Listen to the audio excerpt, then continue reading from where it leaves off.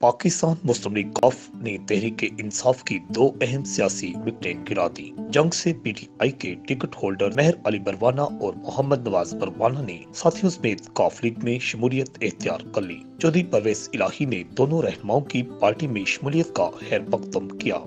मुस्लिम league कॉफ के मरकजी रहनुमा और स्पीकर पंजाब असम्बली चौधरी परवेज इलाही से जंग से 4 मरतबा रुकन पंजाब असम्बली मुंतखब होने वाले पीटीआई के टिकट होल्डर्स मोहम्मद नवाज परवाना और मेहर अली नवाज परवाना ने मुलाकात की। मुलाकात में सियासी सूरत हाल और आइंदा इंतखाबात बारे बातचीत की गई। रहनुमाओं ने मुस्लिम लीग कॉफ की क़यादत की अवामी खिदमत की तारीफ की।